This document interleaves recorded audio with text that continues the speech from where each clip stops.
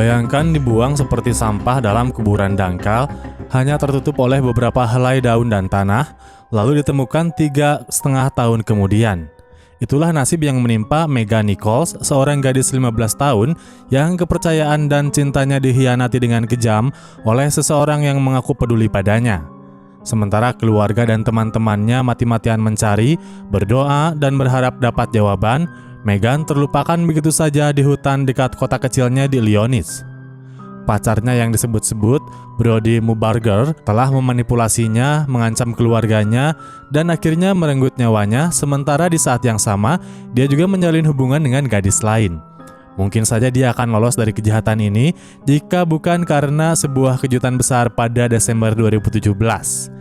Ini adalah kisah tentang obsesi remaja yang berakhir dengan tragedi, kisah yang akan membangkitkan kemarahan, tapi harus diceritakan agar keadilan untuk Megan tetap hidup.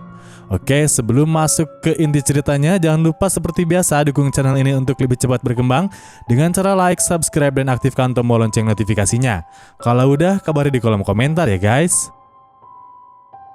Musik mengalir dari dalam diri Megan seperti sinar mentari. Dia selalu bernyanyi, selalu memainkan ukulele, selalu memenuhi ruangan dengan tawa dan kehangatan.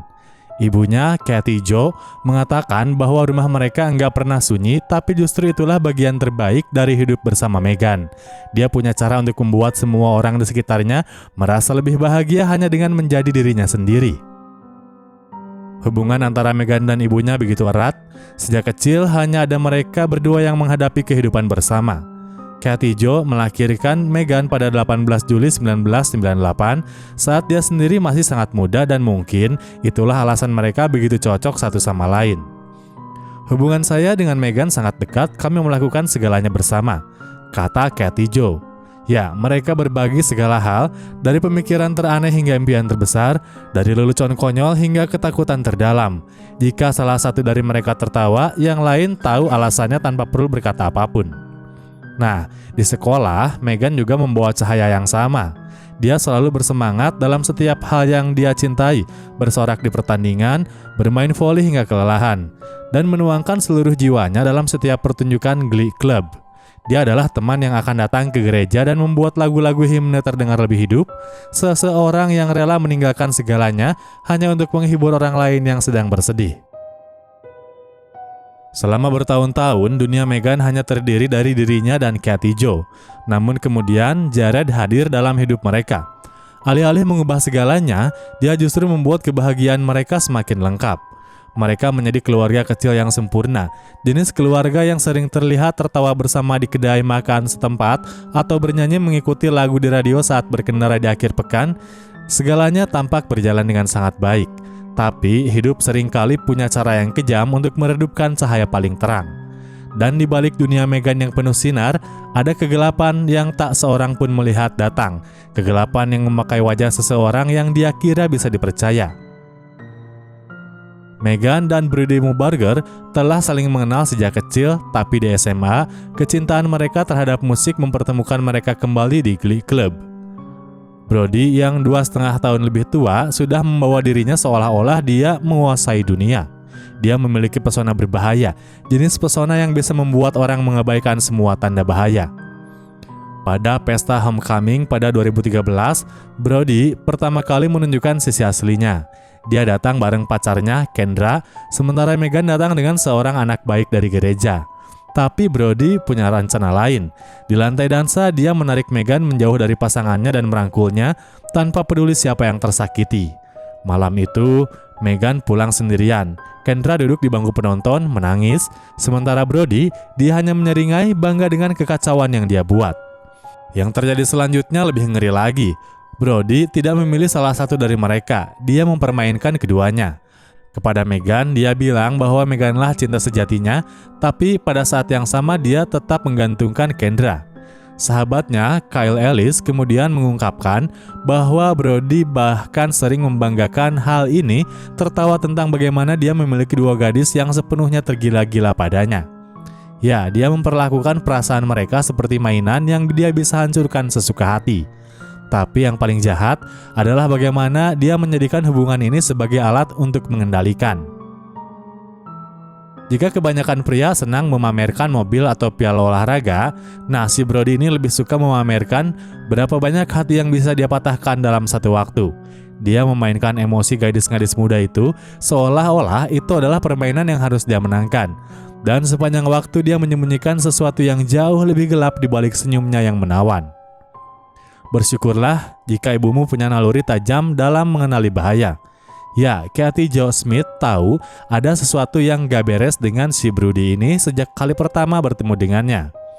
Di balik sikap manis dan citra mulut teladan, Katie bisa melihat kepalsuan. Nalurinya berteriak bahwa pemuda 18 tahun ini gak seharusnya mendekati putrinya yang baru berusia 15 tahun. Maka Katie menetapkan aturan tegas. Tidak ada kencan sampai Meghan berusia 16 tahun, aku sudah muak, dia hanya memanfaatkanmu, kau baru 15 tahun, dia 18, ini sudah selesai. Namun disinilah Brody menunjukkan wajah aslinya. Alih-alih menghormati seorang ibu yang ingin melindungi anaknya, si Brody ini justru mengamuk, menerobos masuk ke rumah mereka seolah-olah dia pemiliknya. Di ruang tamu dengan penuh keberanian, Brody berkata pada Katie Jo bahwa dia gila, butuh obat, dan gak bisa mengendalikan putrinya sendiri. Lalu muncullah ancaman.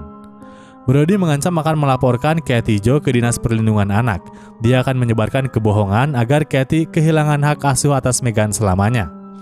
Seorang remaja laki-laki berani mengancam ibu pacarnya seperti itu cinta atau tanda bahaya?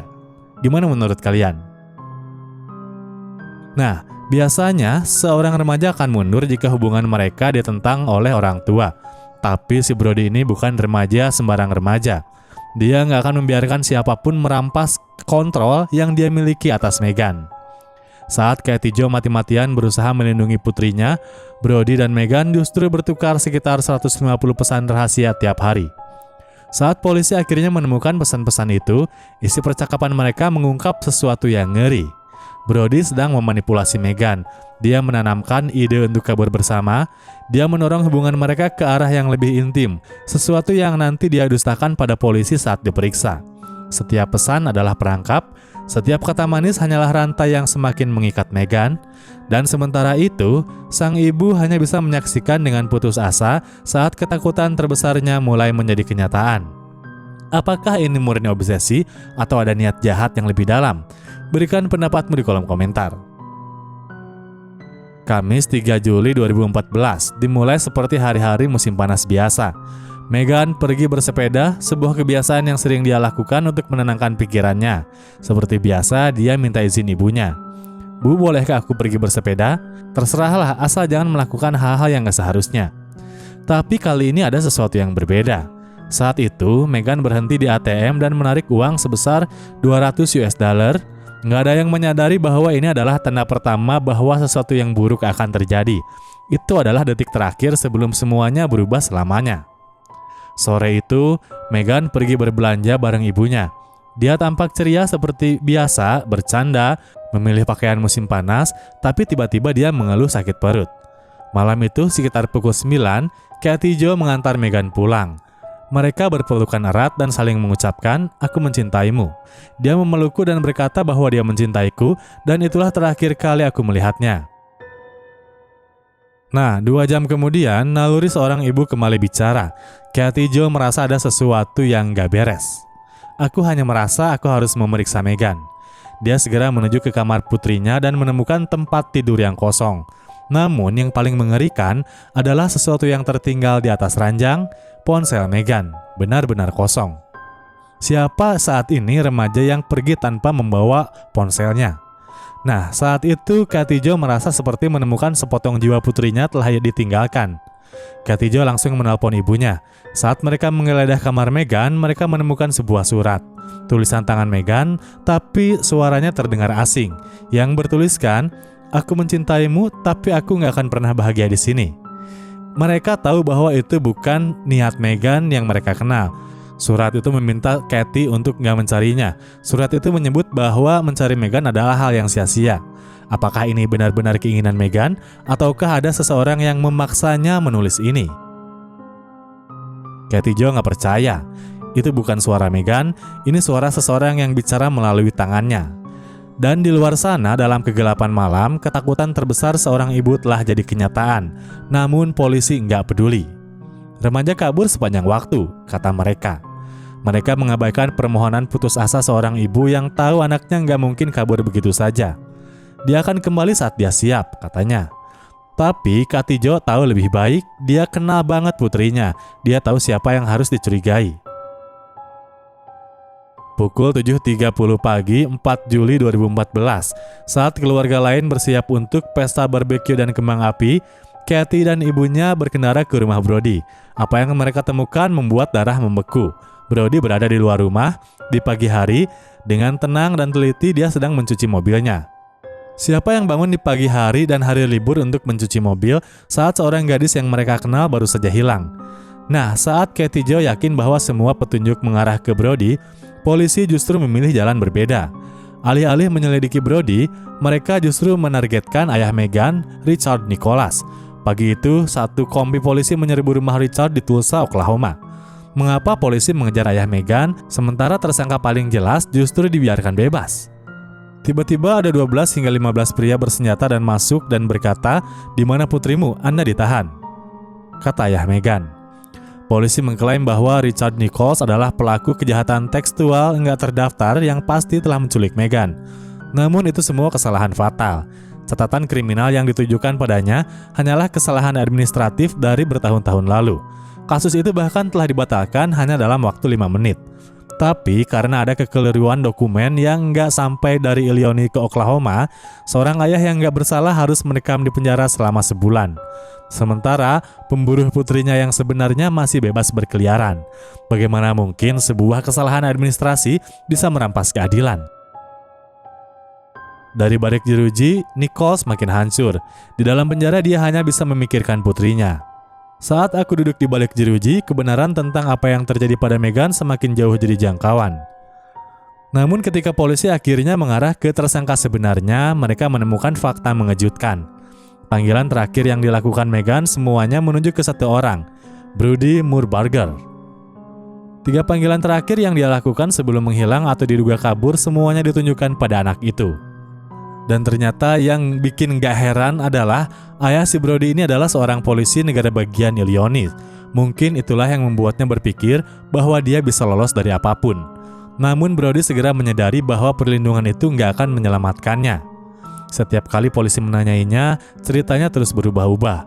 Awalnya dia mengaku hanya berteman dengan Meghan. Kemudian dia mengaku mereka pacaran, tapi bersikeras gak terlibat dalam kepergiannya. Lalu dia mengatakan bahwa malam itu dia mencari Meghan berjam-jam, tapi nggak bisa membuktikannya karena ponselnya kebetulan tertinggal di rumah pacarnya. Nah, nggak lama setelah itu, Brody mengunggah status di Facebook. "Oke, ini sudah cukup lama berlarut-larut. Aku nggak ada hubungannya dengan ini. Aku nggak perlu membela diri jika aku tidak terlibat." Serius, bukannya membantu pencarian, dia malah sibuk membela diri di media sosial. Bagaimana perasaan kalian jika seorang yang dicurigai malah lebih sibuk mengeluh ketimbang mencari kebenaran? Di Fairfield, Illinois, kenangan tentang Meghan nggak akan pernah hilang. Di sepanjang kota masih banyak tanda bertuliskan "Kami ingat Meghan" sebagai penghormatan kepada Meghan Nichols. Sejak Meghan menghilang pada Desember 2014, kotanya menolak membiarkan dia menjadi sekadar poster orang hilang. Mereka berjuang keras untuknya. Tim pencari menyisir setiap sudut kota. Doa dan lilin menarangi malam dalam acara doa bersama. Wajah Meghan terpampang di gelang, papan reklame jalan raya, bahkan di papan pengumuman gereja. Pada tahun 2015, keluarga dan teman-temannya membuat video YouTube yang menyayat hati, memohon Meghan untuk pulang. "Kami berjanji semuanya akan baik-baik saja. Kami hanya ingin tahu bahwa kamu masih hidup." Namun Meghan gak akan pernah melihat video itu. Pada Desember tanggal 26, 2017, sepasang suami istri sedang mencari kayu bakar, menemukan sisa-sisa jasad manusia di sebuah kuburan dangkal di Wayne County, hanya beberapa mil dari Fairfield. Tengkorak itu bersinar tertimpa cahaya matahari, menarik perhatian mereka. Nggak lama setelahnya, tes DNA mengungkapkan kebenaran yang memilukan. Meghan tidak pernah berhasil keluar dari kota malam itu. Saat komunitasnya berdoa dan mencari, saat ibunya masih menggenggam harapan, Meghan sudah terbaling di sana selama ini, dibuang begitu saja seperti sampah di tengah hutan. Orang yang menemukan jasadnya bahkan mengenal Meghan secara pribadi. Sulit menerima kenyataan menemukan sesuatu yang begitu mengerikan, tapi lebih sulit lagi ketika kau menyadari bahwa kau mengenal orang itu. Penemuan jasad Megan hanyalah awal dari terungkapnya kebenaran. Saat polisi memeriksa kembali mobil lama Brody Murbarger, mobil yang dia singkirkan telah menabrak pohon secara nggak sengaja. Mereka menemukan sesuatu yang terlewatkan bertahun-tahun sebelumnya, darah Megan. Pada pagi hari 4 Juli 2014, Brody terlihat mencuci mobilnya dengan sangat teliti. Kini jelas bahwa dia bukan sedang membersihkan mobil biasa, dia sedang menghapus bukti kejahatan. Apakah ini masih kebetulan atau bukti bahwa dia telah merencanakan semuanya? Namun yang benar-benar menjatuhkan si Brody ini bukan hanya bukti darah di mobilnya, tapi mulutnya sendiri. Sahabat lamanya, Kyle, mengenakan alat perekam rahasia saat bicara dengan Brody, dan di sanalah Brody melakukan kesalahan fatal. Dia tahu bahwa Megan telah mengalami kekerasan sebelum siapapun mengetahuinya. Fakta yang hanya bisa diketahui oleh satu orang, pemburunya. Apakah ini pengakuan terselubung atau hanya kesombongan seorang psikopat yang merasa enggak tersentuh hukum? Selama persidangan, jaksa memaparkan ribuan pesan teks antara Megan dan Brody. Pesan yang menunjukkan gimana dia memanipulasi Megan, pesan yang menunjukkan gimana dia ingin mengontrol hidupnya, pesan yang akhirnya membuktikan kejahatannya. Dan tentu saja, darah Megan yang ditemukan di mobil Brody menjadi bukti nggak terbantahkan. Juri nggak butuh waktu lama untuk ngambil keputusan. Hanya dalam 2 jam mereka menjatuhkan vonis. Pembunuhan tingkat pertama, menyembunyikan pembunuhan, perampokan dengan kekerasan. Hakim menjatuhkan hukuman 50 tahun penjara. Si Brody nggak akan memiliki kesempatan bebas bersyarat hingga tahun 2070 saat usianya mencapai 75 tahun. Apakah ini hukuman yang pantas atau masih terlalu ringan untuk seseorang yang telah menghancurkan begitu banyak kehidupan? Oke, tulis pendapat kalian di kolom komentar. Psikolog forensik Dr. Todd Grande menganalisis kasus ini menggambarkan Brody sebagai sombong dan manipulatif, nggak bertanggung jawab dan merasa berhak atas segalanya, kurang empati, seorang textbook psikopat pemburu. Saat Megan mungkin berubah pikiran tentang rencana kabur mereka, Brody nggak bisa menerima kenyataan atau kehilangan kendali atas dirinya, jadi dia mencekik Megan hingga pindah alam. Hampir 9 tahun setelah menghilang, pada 2 Februari 2023, Megan akhirnya kembali ke rumah untuk beristirahat selamanya di Cumberland Presbyterian Church, gereja tempat dia dulu bernyanyi di paduan suara. Gereja tempat dia seharusnya pergi ke pesta homecoming bersama banyak pria yang baik yang dia sukai sebelum Brody mencurinya dari dunia. Di peringatan hidupnya, keluarga dan teman-temannya berbagi cerita tentang tawa Megan yang ceria, cintanya pada musik, kebaikannya yang selalu menyentuh hati orang lain. Namun bagi ibunya, Kathy Jo, keadilan nggak bisa menghapus penderitaannya. Nggak ada ibu yang seharusnya menguburkan anaknya. Nggak ada ibu yang seharusnya menghabiskan bertahun-tahun mencari jawaban, sementara putrinya terbaring sendirian di kuburan dangkal di hutan. Megan bukan sekadar korban. Dia adalah seorang anak, seorang sahabat, seorang gadis yang seharusnya bisa tumbuh dan mengejar mimpinya. Namun dia justru menjadi peringatan bahwa kejahatan nggak selalu terlihat menyeramkan. Terkadang kejahatan bersembunyi di balik wajah manis dan kata "aku mencintaimu". Setiap kali mendengar tentang gadis yang hilang, ingatlah Megan Nichols. Bagaimana menurut kalian? Bagaimana kita bisa lebih baik dalam mengenali tanda bahaya sebelum tragedi seperti ini terulang? Oke, langsung saja tulis pendapat dan jawaban kalian di kolom komentar. Thank you buat kalian yang udah nonton video ini sampai selesai. Jangan lupa like, subscribe, dan nyalakan notifikasi loncengnya.